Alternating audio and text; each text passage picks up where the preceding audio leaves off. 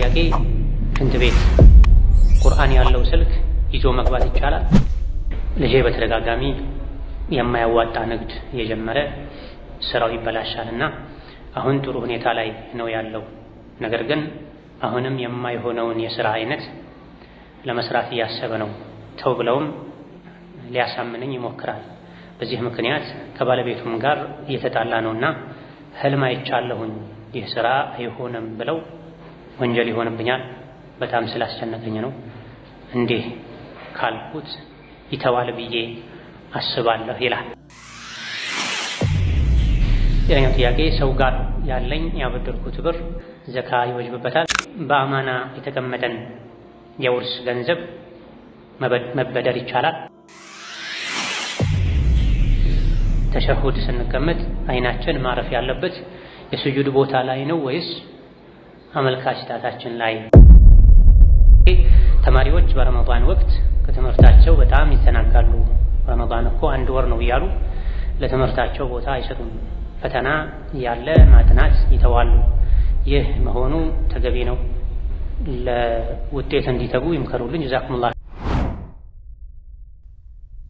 ቢስሚላህ አልሐምዱሊላህ ወሰላቱ ወሰላሙ ዐላ ረሱሊላህ ወዐላ አሊሂ ወአስሐቢሂ ወመን ዋላህ አማ በዕድ።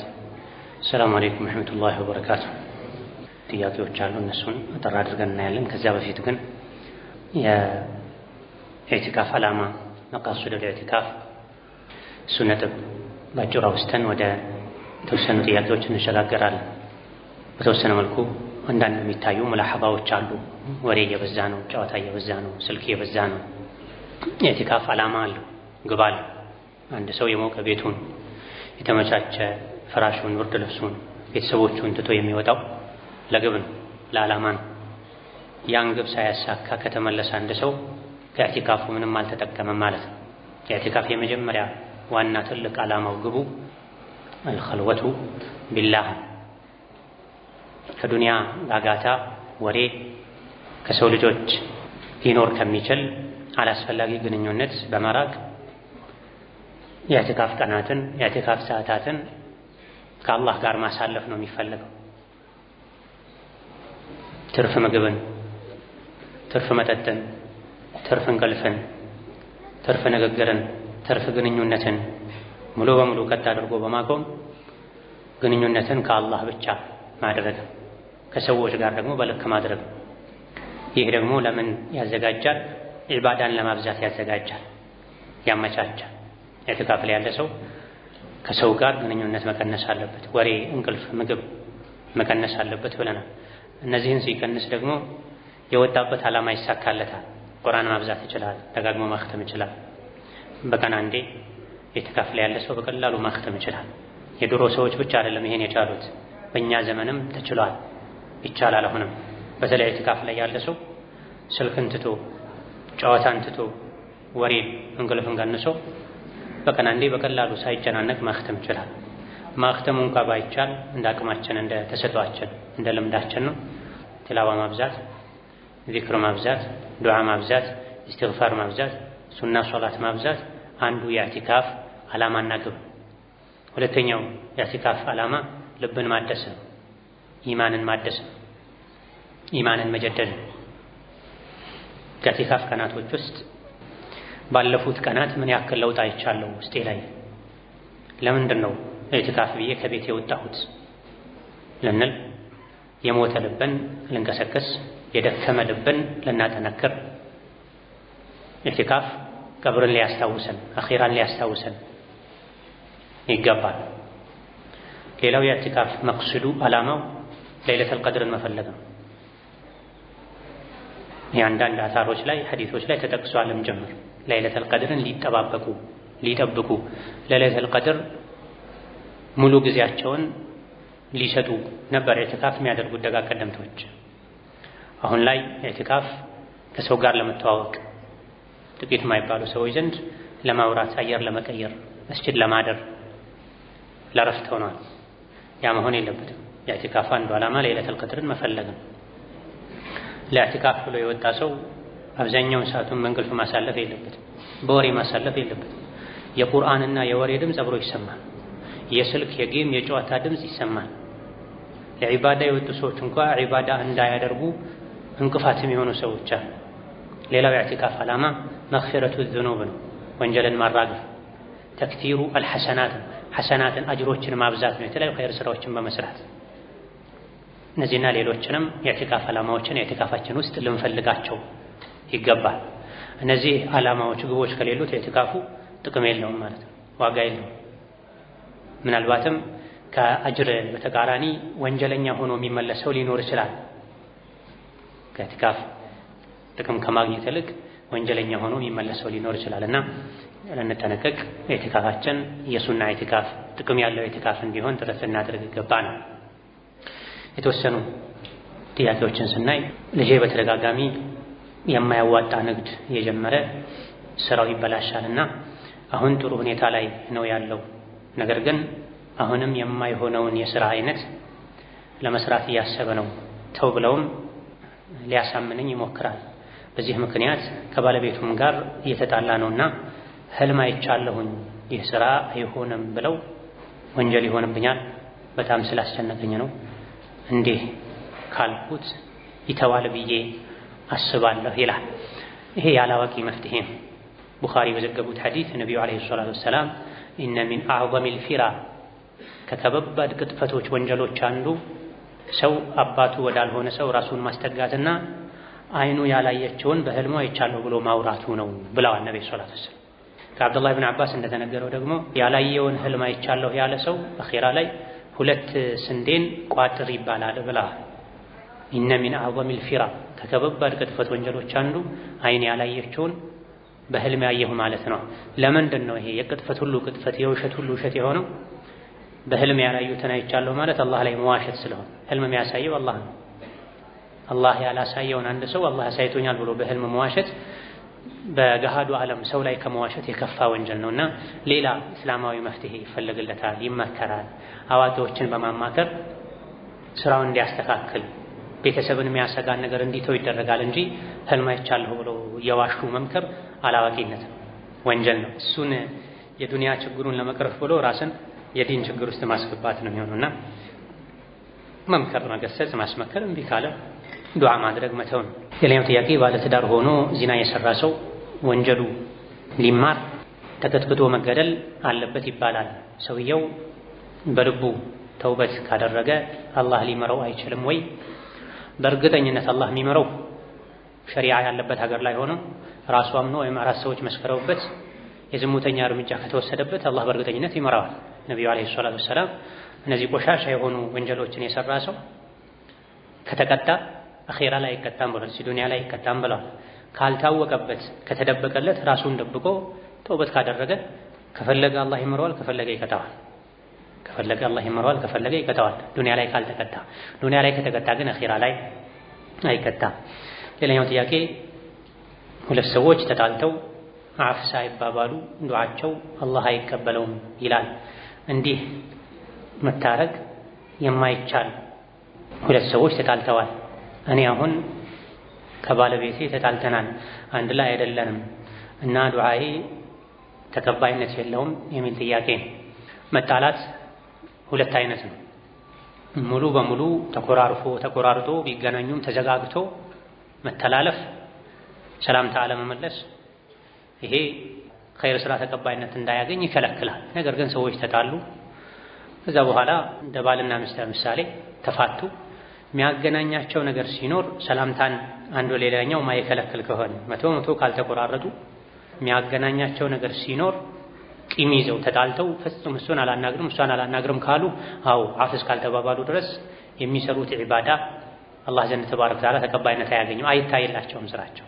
ነገር ግን በመጠኑ ንግግር ካላቸው ሰላም አለይኩም ሲሉ አለይኩም ሰላም የሚባባሉ ከሆነ የድሮ መዋደድ የድሮ መፈላለግ መቀራረብ አለመኖሩ ብቻ ሙሉ በሙሉ ስራቸው እንዳይታይ ያደርጋል አይባልም። ነገር ግን ቂምን ጥላቻን ውስጥ ላይ አዝሎ መቆየት ለአኺራ የሚደረግን ትኩረት ለአኺራ የሚሰጥን ትኩረት እንዲቀንስ ያደርጋል። ልብ ለአላህ ነው መሆን ያለበት። በዱንያ ቁርሱ ትንንሽ ነገሮች ልብ ከተሞላ የአኺራን ጉዳይ በሚገባ አያስብምና ችግሮች ካሉ ተነጋግሮ መፍታት፣ አፍ መባባል፣ ካልሆነ ለአላህ ብሎ መተው። ሌላኛው ጥያቄ ሰው ጋር ያለኝ ያበደርኩት ብር ዘካ ይወጅብበታል?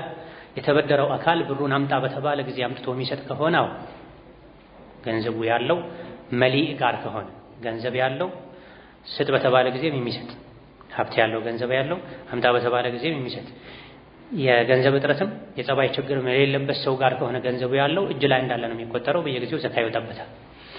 የወሰደው አካል ወይም ገንዘቡ ከሌለው ወይም የሚያንገራገር ከሆነ ሙማጢል ከሆነ ዛሬ ነገ ያለ ለዓመታት የሚያቆይ ሆኖ መቼ እንደሚመለስ ካልታወቀ ዘካ የለበትም። የተወሰኑ ዕለሞች የቆየውን ያክል ጊዜ ቢቆይ ሲመጣ የአንድ ዓመት ብቻ ዘካ ይወጣበታል ተብሏል። ሌላኛው ጥያቄ ትልልቅ ሰዎች ወይም ለመሻይኾች መታዘዝ የሚፈልጉትን ማቅረብ አጅር አለው? ካለው ምን ያህል ነው? ይህን ያክል ነው ተብሎ አልተነገረም። ነገር ግን አልኢማሙ ነወዊ ሌሎችም እንዳሉት ሱሐቦች ነቢይን ይኻድሙ ነበረ። ነቢይን በመኻደማቸው አጅር ማግኘታቸውን የሚገልጹ ሐዲሶች በሙሉ ይሄ ወልዮችን፣ ሷሊሖችን፣ ዑለሞችን በመኻደም ጥቅል አጅር እንደሚገኝ ይህ እንደሚወደድ ዒባዳ እንደሆነ አጅር እንዳለው ገልጸዋል። ራሱን የቻለ ሙረተብ የሆነ አጅር ግን እንዳለው አልተገለጸም። ሌላኛው ጥያቄ ሽንት ቤት ቁርአን ያለው ስልክ ይዞ መግባት ይቻላል? ስልኩ ውስጥ ከሆነ ቁርአኑ ያለው ካልተከፈተ፣ ስልኩ ካልተከፈተ ስክሪኑ ላይ ካልወጣ፣ ሚሞሪው ላይ ስልኩ ላይ ቁርአን ስላለ ስልክ ያለበት ቁርአን ሽንት ቤት ተይዞ አይገባም አይባልም። ሐፊዘል ቁርአን ሽንት ቤት አይገባ ማለት ይሆናል። ማይቻለው የት ሆነው ስክሪኑ ላይ ቁርአኑ ከተከፈተ እየተነበበ ከሆነ አሊያ ደግሞ ሳውንዱ ድምፁ ከተከፈተ ይሄኔ ይከለከላል እንጂ ውስጡ ላይ የቁርአን ሶፍትዌር ስላለ ብቻ አፕ ስላለ ብቻ ሽንት ቤት ማስገባት አይቻልም አይባልም። ባይሆን ቁርአን ሽንት ቤት ውስጥ ሆኖ ቁርአን እንዳይቀራ አዳን እንዳይል ጥንቃቄ ማድረግ ግዴታ ነው። ሌላኛው ጥያቄ በአማና የተቀመጠን የውርስ ገንዘብ መበደር ይቻላል? የየቲምን ገንዘብ በተመለከተ ወላ ተቅረቡ ማለል የቲም ኢላ ቢለቲ ሂየ አሕሰን ተብሏል። የየቲምን ገንዘብ ለራስ መጠቀምም ይሁን እሱን ተጠቅሞ መነገድም ይሁን ለሌላ ሰው ማበደር ለየቲሞቹ ገንዘብ ንብረት ይበጃል ከተባለ ብቻ ነው ይሄ ማድረግ የሚቻለው እንጂ በየቲሞቹ ገንዘብ ሌሎች እንዲጠቀሙበት ተብሎ ሲሆን አይቻልም። ተበድሮ የወሰደው ሰው በዛው ሊከስር ይችላል። ገንዘቡ ሊጠፋ ይችላል። በተፈለገ ጊዜ ላይመለስ ይችላል። መንግስት ከሆነ ነው የየቲምን ገንዘብ መበደርም ኃላፊነት ወስዶ ማበደርም የሚችለው ብለው የተወሰኑ ፉቃሃዎች። ምክንያቱም መንግስት የሀገሩ ግምጃ ቤት በእጁ ነው ያለው። የየቲሞችን ገንዘብ ተበድሮ ከወሰደ ያ ባይመለስ የተወሰደው ባይመለስ መመለስ የሚችልበት አቅም አለ። ከዛ ውጪ ማንኛውም የየቲምን ገንዘብ ባደራ መልኩ ያስቀመጠ ሰው የየቲሞችን ገንዘብ ለሰው ማበደር በሱ ራሱን ቻር ማድረግ ደግ መሆን የለበትም። ገንዘቡ ግን ዝም ብሎ ከሚቀመጥ ትርፍ ለጋራ ሊሰራበት ታማኝ ሰው ከሆነ ኃላፊነት ካለው ዋስትና አስተማማኝ ካለው ሊሰጥ ይችላል እንጂ የየቲምን ገንዘብ ልክ እንደራስህ ገንዘብ ያለምንም ጥንቃቄ ለሰው ማበደር አይቻልም። ኃላፊነቱ ከባድ ማበደሩ ለነሱም ንብረት ጭምር አስተማማኝ ነው የተሻለ ነው ከተባለ ግን ይቻላል። ሌላኛው ጥያቄ የዘካተል ማል ገንዘብ ለመስጂድ ግንባታ ማዋል ይቻላል ወይ? እንደ ጀማሂር አህል العلم አይቻልም። መስጂድ ሀብታሙም ድሃው የሚሰግድበት ነው። መስጂድ መስራት ያለበት የሀገሩ መንግስት ነው። የሀገሩ የኡማው ጉዳይ የሚመለከታቸው አካላት ተቋማት ናቸው፣ ባለ ሀብቶች ናቸው። ዘካ የአቅመ ደካሞች ነው፣ የምስኪኖች ነው፣ ዕዳ ያለባቸው ሰዎች ነው እንጂ ሁሉም የሚገለገልበት መስጂድ በዘካ አይገነባም። ፊ ሰቢልላህ የሚለው ውስጥ ይገባል ያሉ በጣም ጥቂት ሊቃውንት አሉ። ነገር ግን ራጅሑ መስጂድ በዘካ ገንዘብ አይሰራም። ሌላኛው ጥያቄ ተሸሁድ ስንቀመጥ አይናችን ማረፍ ያለበት የስጁድ ቦታ ላይ ነው ወይስ አመልካች ጣታችን ላይ? የተወሰኑ ሊቃውንት ዘንድ በስጁድ ቦታና ግንባር ስጁድ ላይ በሚያርፍበትና በጉልበት መሃል ያለውን የፈለገውን ቦታ ማየት ይችላል። ከዚህ ውስጥ አንዱ አመልካች ጣት ነው ብለዋል። ነገር ግን ብዙዎቹ አብዛኞቹ ፊቅህ ሊቃውንት አቡ ዳውድ የዘገቡትን ነብዩ አለይሂ ሰላቱ ሰላም ተሸሁድ ሲቀመጡ አመልካች ጣታቸውን ይቀስሩ ነበር፣ ዱዓ ያደርጉበት ነበር፣ ያወዛውዙት ነበር፣ አይናቸውንም እሱ ላይ ተክሎ ነበር በሚለው መሰረት ተሸሁድ ላይ አይን አመልካች ጣት ላይ ቢሆን በላጭ እስከ ስጁድ ያለውን ስፍራ ቢያይም ችግር የለውም። አጠቃላይ ሶላት ላይ ከግር እስከ ግንባር የሚያርፍበት ቦታ ማየቱ የተፈቀደ ስለሆነ። ሌላው መስጂድ ውስጥ በግራ እጅ ተደግፎ መቀመጥ እንዴት ይታያል? ግራ እጅን ወደ ኋላ አስተኝቶ በሱ ተደግፎ መቀመጥ ከሆነ ተከልክሏል። መስጂድ ውስጥም ከመስጂድ ውጪ በሸሪዓም ተወግዟል። በሳይንስም ጉዳት አለው። ልብ ላይ ጫና ይፈጥራል ይባላል። ሸሪዓ ላይ የተከለከሉ ነገሮች ሁሉ ምክንያት አላቸው። ምክንያታቸው ወይም አኼራ ነው ወይም ዱንያዊ ነው ወይም ሁለቱም ሊሆን ይችላል። ያን ሰው ሲቀመጥ ራሱን አስተካክሎ ተመቻችቶ መቀመጥ አለበት እንጂ ግራ እጅን ወደ ኋላ አስተኝቶ ይሄን ከመስጂድ ጋር መገደቡ አግባብ አይደለም። የትኛውም ቦታ ላይ ቢሆን ለዛ መቀመጡ አይገባም። መስጂድ ሲሆን የበለጠ ቦታ ማባከን፣ ሰዎችን መግፋት፣ መጉዳት ስለሚኖር የበለጠ ይወገዛል እንጂ የትኛውም ቦታ ላይ እጅን ወደ ኋላ አድርጎ ተደግፎ መቀመጥ የተወገዘ ነው። የአዱሃ ሶላት የሚጀምርበትና የሚያበቃበት ሰዓት አለው። እናም የአዱሃን ሶላት የአዱሃና ሶላት አልኢሽራቅ ለውጣቸው ምንድነው? አዱሃ ፀሐይ ወጣ በአይን ከታየችበት ሰዓት ጀምሮ 20 ደቂቃ ተቆይቶ መስገድ መጀመር ይቻላል። የሚያበቃው ለዙህር 20 ደቂቃ ሲቀረው ነው። በላጩ 4 ሰዓት ተኩል 5 ሰዓት አካባቢ ላይ መስገድ የሚቻልበት ሰዓት አለ፣ የሚመረጥ ሰዓት አለ። ይበልጥ በዚህ ሰዓት ቢሰገድ ይሻላል የሚባል የሚያበቃበት ሰዓት አለ። የሚያበቃው ለዙህር 20 ደቂቃ አካባቢ ሲቀረው ነው። ፀሐይ እንደወጣ ወዲያው አይሰገድም። ፀሐይ ወጥቶ በአይን ከታየበት ሰዓት ጀምሮ 20 ደቂቃ ተቆይቶ ነው መሰገድ ያለበት። ኢሽራቅና አዱሃ ልዩነቱ ምንድነው? ስያሜ ነው። ኢሽራቅ ማለት ልክ ፀሐይ ስትወጣ ከተሰገደ በዛ ሰዓት ፀሐይ ወጣ 15 ደቂቃ 20 ደቂቃ ተቆይቶ ከተሰገደ ኢሽራቅ ይባላል ስሙ። ረፈድ ተደርጎ ደግሞ ዱሃ ላይ ከተሰገደ ዱሃ ማለት የፀሐይ ብርሃን ማለት ነው፣ የፀሐይ ሙቀት ማለት ነው። በዱሃ ወቅት ላይ ከተሰገደ ፀሐይ በመውቀበት ሰዓት 4 ሰዓት 5 ሰዓት አካባቢ ከተሰገደ አዱሃ ይባላል። ፀሐይ ማቃጠል የሚጀምርበት ሰዓት ላይ ስለተሰገደ። ልክ ፀሐይ ስትወጣ ከተሰገደ ደግሞ ኢሽራቅ ይባላል። ሹሩቅ ሸምስ ከሚለው የተወሰደ ነው። ሁለቱም አንድ ናቸው። ትልቅ አባቶችና እናቶች ዱዓ ሲያደርጉ አሚን ማለት እንዴት ይታያል?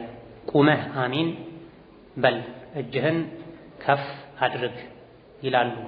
ዱዓውን ሲጨርሱ እጅን ሳም እንዴት ይታያል? ከዛ ያሉ ጥያቄዎች ናቸው። የወላጆች የአባቶች አያቶች ምክሮች ናቸው። አንዳንዶቹ ማስረጃ አላቸው፣ አንዳንዶቹ ማስረጃ የላቸውም።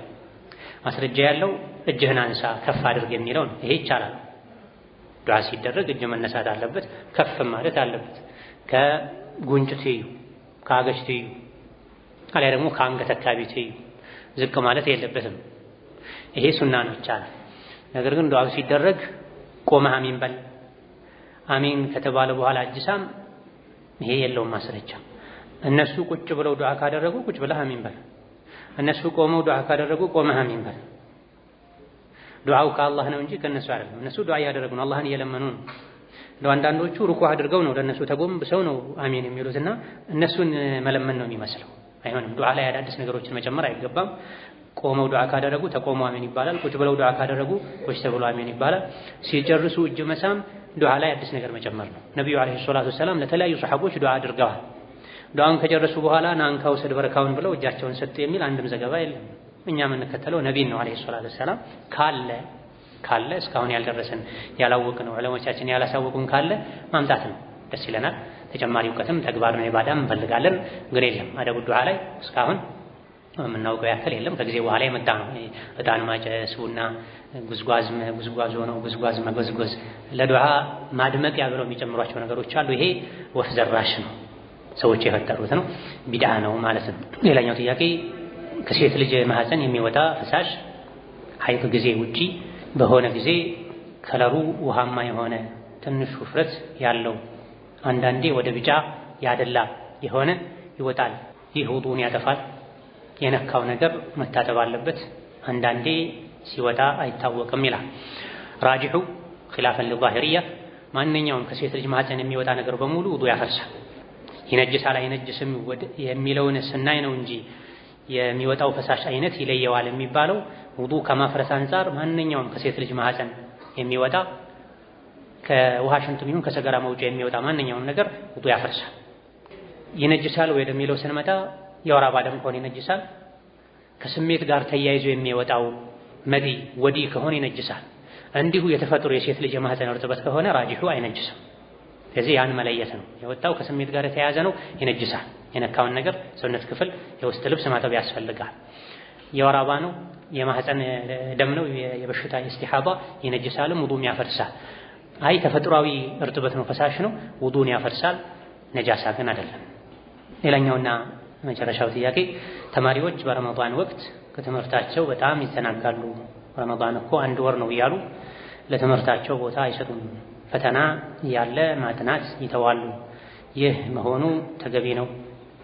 ለውጤት እንዲተጉ ይምከሩልኝ ጀዛኩሙላሁ ኸይር የሚል ይሄን ባለፈው የኢዕቲካፍ ጅምር ላይ አሽረል አዋኺር መግቢያ ላይ አንስተናል። ተማሪዎች በትምህርት እድሜያቸው ከዋጅብ ኢባዳዎች ቀጥሎ ማተኮር ያለባቸው ትምህርታቸው ላይ ነው። የነገ ማንነታቸው የሚወስነው በአላህ እርዳታ በአላህ ፈቃድ ትምህርት ላይ መስነፍ የለባቸው። ኡማው መጠንከር አለበት። የጥንካሬ አንዱ መሰረት ባለንበት ዘመን ትምህርት ነው። ብዙ ቦታ ላይ ሙስሊም ወንድም እህቶቻችን የሚሰቃዩት ወሳኝ ቦታዎች ላይ የተቀመጡ ሰዎች የዲኑ ጠላቶች ሆነው ነው። ኡማው ቢማር ዲኑን አደቡን ጠብቆ ሸሪዓውን ጠብቆ ቢማር ኖሮ ሙስሊሙ ዲኑን ጠብቆ ህዝቡን ማገልገል ዲኑን ማገልገል ይችላልና ትምህርት ላይ መስነፍ አይገባም። ኢዕቲካፍ ሱና ነው። አስተማሪዎች ትምህርት ተው ኢዕቲካፍ መግባት የለባቸውም። ተተኪ አዘጋጅተው ከትምህርት አስተዳደር ተነጋግረው እንጂ ማስተማራቸው ራሱ ዒባዳ ነው። ተማሪዎችም እንደዚሁ ትምህርታቸውን በማይጎዳ መልኩ ማታ ማታ አሊያ ደግሞ ቅዳሜና እሁድ አሊያ ደግሞ ትምህርት አሸጋሽገው ክፍሎችን ሬዶችን አቻችለው ለአሽረል አዋኺር ዝግጅት ተደርጎ ካልሆነ በስተቀር አሽረል አዋኺር ላይ ፈተና ካለ ትምህርት ካለ ትምህርትን ለአሽረል አዋኺር ብሎ ለተሐጁድ ብሎ ለኢዕቲካፍ ብሎ መጉዳቱ አግባብ አይደለም። ትምህርት ያልፋል፣ አይተካም። አሽረል አዋኺር ላይ የሚደረጉ ዒባዳዎች ለይል ነው፣ ቁርአን ነው፣ በፈለጉት ጊዜ አለ። ባይሆን እስላማዊ የሚባሉ አስተዳደራቸው ባለቤታቸው ሙስሊም የሆነ ትምህርት ቤቶች ቢቻል ከዒድ ቀደም ብለው ለአሽረል አዋኺር ተማሪዎቻቸውን ለዒባዳ ነፃ ማድረግ የሚችሉበት ሁኔታ ካለ መልካም። እሱም ዒባዳ የሚያደርጉ ልጆች በእድሜ ተለያይተው፣ ምክንያቱም አንዳንዴ ህፃናት መተው መስጂድ የሚተኙ በሶፍ መሃል አቋርጠው የሚተኙ በሶላት መሃል የሚረብሹ ተኝተው የሚያንኮራፉ ምናልባትም መስጂድ የሚነጅሱ ህፃናትን አሽረል አዋኺር ነው ተብሎ መስጂድ ተልከው የሚረብሹበት የመስጂድን ክብር የሚነኩበት ሁኔታ አለና መማር ያለባቸው ከኢዕቲካፉ ከአሽረል አዋኺሩ ማይጠቀሙ ትምህርታቸው ላይ ቢያተኩሩ፣ ሌሎች የሚጠቀሙት ደግሞ ትምህርት ቤቶች አመቻችተውላቸው ፈተና ትምህርት በማይጎዳበት መልኩ ቢማሩ ኢባዳ ቢያደርጉ የተሻለ ነው። ማጣጣም ካልተቻለ ግን ትምህርታቸው ላይ ያተኮሩ የማታውን ክፍለ ጊዜ ትምህርት ላይ የሌለባቸው ቀኖችን መጠቀሙ በላጭ ነው። አላሁ ተዓላ አለም። ሌሎች ጥያቄዎች አሉ፣ ሌላ ጊዜ መለሳለሁ። ሰላም አለይኩም ወራህመቱላሂ ወበረካቱሁ።